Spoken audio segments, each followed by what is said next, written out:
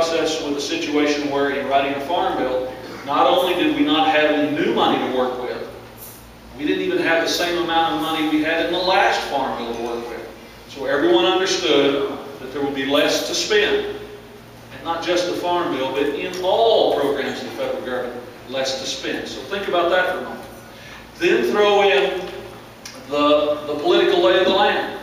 Now, I will use the 3rd District of Oklahoma's definitions. You may not necessarily agree with that, but just bear with me for a moment. Think about the lay of the land in the nation's capital as the voters crafted it on the last election day. They gave the nation what I would define, what my constituents in Oklahoma would define as a conservative House. Very, very focused on getting a grip on spending. They, in the previous election cycle, gave us what we would define in my part of Oklahoma as a liberal president. They gave us a United States Senate where the split was 53-47. And for those of you who've never been around the Senate, and I really try to stay out of that side of the building if I can help it. You think I'm kidding. Actually, I am politely kidding. Of course I'm kidding. 53-47, quite literally nobody's in control. Because in the United States Senate, unlike the House, you have unlimited debate. It takes 60 of the 100 senators to agree to vote to cut off the unlimited debate so they can have a vote on voting. So think about that. You have to vote to get to vote over there. That's a challenging environment. And nobody has 60 votes. So that's the lay of the land there. Then throw in the nature of the membership itself. Approximately 90 new House members out of 435 in this election. A dramatically large freshman class the year before, the cycle before that, and the cycle before that. Of the 46 members of the House Agriculture Committee itself, 26 R's, 20 D's, and that ratio is based on the ratio of the overall House. It changes every 2 years. Of my 46 members, 26 are R's. Maybe I should put it this way. Of my 20 Democrats on the committee, 7 have never served on the Ag Committee before. Never been a part of the Farm Bill process from the committee perspective before.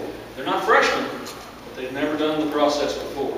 On the Republican side, 16 of my 26 have not only not been through Farm Bill, they've never been on the committee, they've never been in Congress, and a whole bunch of them have never been on anything before.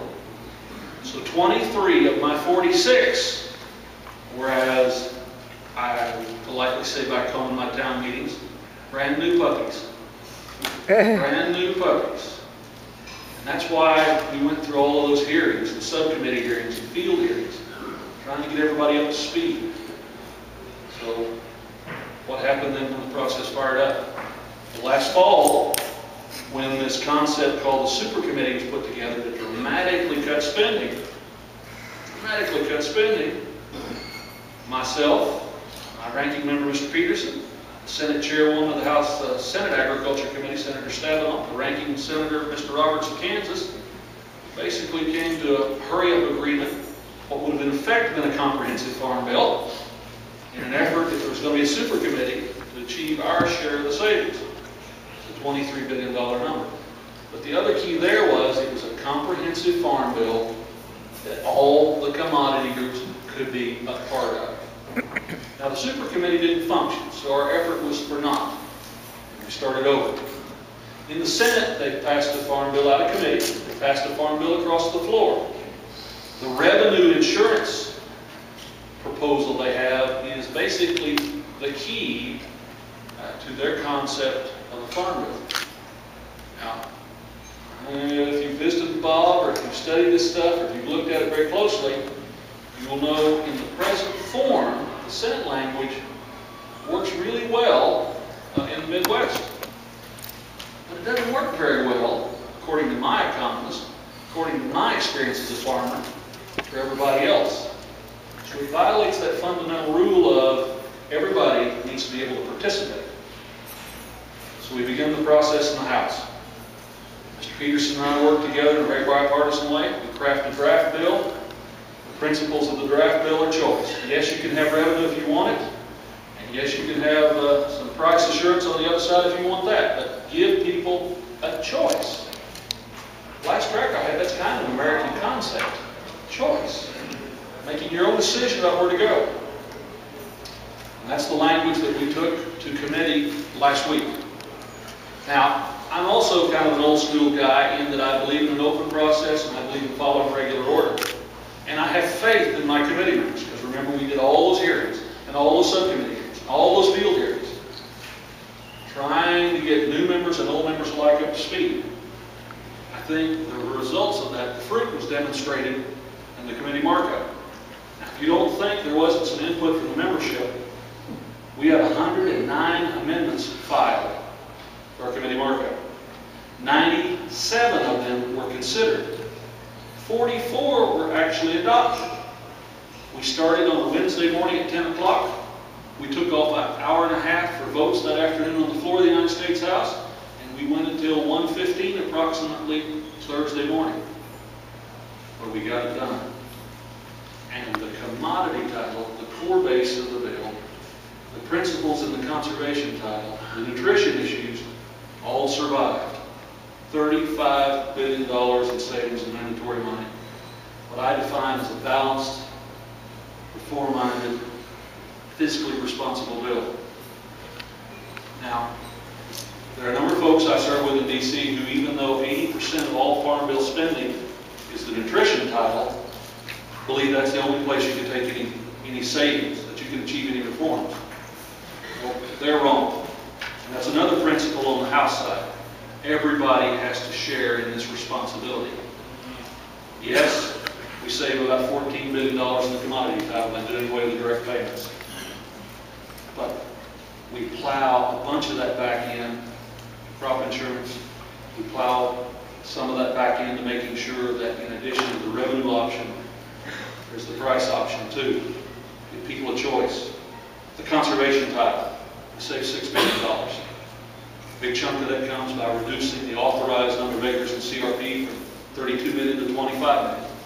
Now, in all fairness, and I say this to my friends who like to look through a camera lens or are concerned about looking down a gun sight, just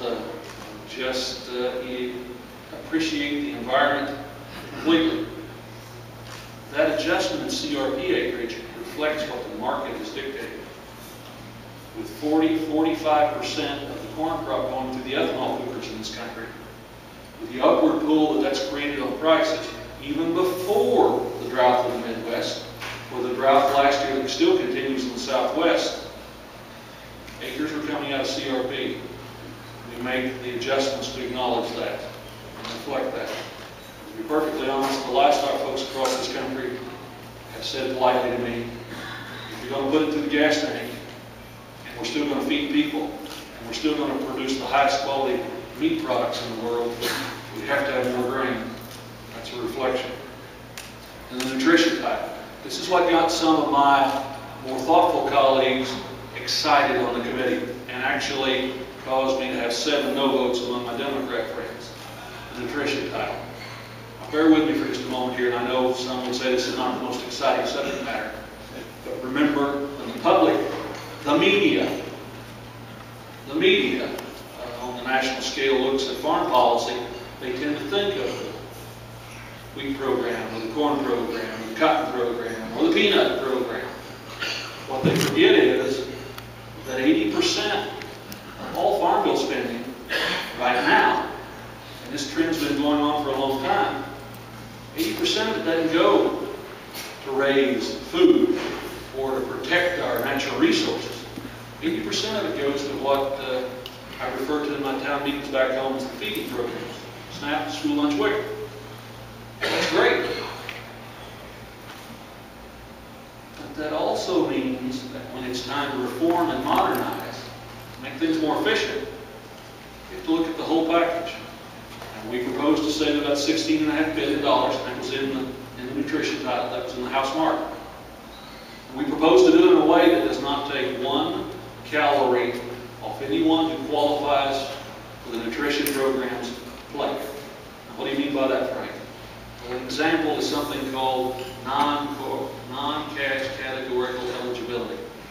Right now, a number of states work the system so that if they send you a brochure about your nutrition needs, or if they give you anything else or if they make a token payment of some sort, you automatically qualify for the full food stamp benefits. We say in the House Agriculture Committee, everybody should play by the rules. Everybody should demonstrate their income level, and demonstrate their asset level, demonstrate that they qualify. And when they qualify, we're going to help them. But you got to qualify. What an amazing concept. What an amazing concept. So that's going to be controversial as we move through the body. Now some will say, Frank, how do you balance out the differences between what the Senate has passed and what you've passed? Well, for instance, in the nutrition title, the Senate saves about $4.5 billion by making some adjustments in how big the check has to be if you live in areas where the government subsidizes your home heating costs. We save $16.5 billion. There will be some accommodation achieved. It's one of those things where we all agree on the list. We all understand what the policy changes do. The question simply becomes, how far can we move to the point where we achieve enough real savings and make the program fairer and more equitable? The conservation title. Senate and House language, very similar. Committee passed, Senate floor passed, very similar. It'll take very long to sort that out. The commodity title. In the House, we have a version of the Senate's revenue program. We make you put a little more skin in the game. Instead of an 11% adjusted price before the check comes through, we have a 15% downturn in price based on the last 5 years. Think about that one for a moment. But we have the option. And I can assure you, before this process is over with, that has to ultimately, some form of that has to be a part of the final bill. Because it goes back again to that comment I made earlier. Everybody has to be able to participate. All commodities in all regions. Now, that said, some of you read the recent reports about the challenges I'm having getting the House Agriculture Committee bill to the floor. That's true. We have essentially 2 weeks left before August, and we go home and work. And we come back for September, limited number of days. Then the old farm bill expires at the end of October. I'm working very diligently with my colleagues on the committee, House and Republican alike, House Republican and House Democrat alike, I should say, to move that process along. I'm telling my leadership in a very respectful fashion, I have $35 billion in real savings. It's not the way some bills work occasionally where they move things around on the table to achieve their savings. 35 billion real dollars. I have a bill that passed 35-11. Yes, 4 Republicans voted against it because it didn't cut food stamps enough. 7 Democrats voted against it because it cut food stamps too much. But out of a committee of 42, in the place I work right now, that's pretty amazing. Pretty amazing. I know that there's concerns amongst leadership on the floor that between my fiscally conservative friends who will want to abolish the entire food stamp program, maybe wipe out the commodity title, that I'll have trouble. I know there's concerns that the folks on the left won't vote for anything that saves 1 penny by making real reforms in the nutrition title. That's a real challenge. But for those of you who've been a part of this farm bill process, you've always had trouble with the extreme wings of the chamber. A farm bill has always been the process of consensus of the functioning middle. Call them open-minded if you want. One of my real challenges right now is trying to explain to some of my underclassmen, because they told us, you remember this, Bob, they said when you get to committee, you're going to get chewed up with it, you're going to get spit at, you're going to get stomped on, you're going to be embarrassed, your own folks won't go with you. That's why we did all the committee hearings and the subcommittee hearings. That's why we did all the work to educate the membership to make good decisions. I keep having to remind the freshmen, there's 350 plus of your colleagues who weren't at our subcommittee hearings, who weren't at our full committee hearings, who never went to the field hearings with us, who don't understand the real impact of these policies as much as you do. The floor will be different than the Agriculture Committee. it's winnable, it's doable, but it'll be a tough push. I guess if I would conclude my thoughts, maybe a question or two, if the crowd would like to have that, I simply say, you and your fellow farmers across the country have put a lot of effort in educating, helping me educate the committee to get to this point. But as this coming struggle pans out, and remember, it's not just the floor. We get something across the floor. We go to conference with the Senate, we put the real bill together, we have to pass that conference report. Each and every one of you who knows a member that is not particularly close to ag, or each and every one of you who have relations and business acquaintances and family who know members who are not immediately part of the process, it's going to be a call to economic arms for all of us, for that push on the floor and that push of the conference committee report.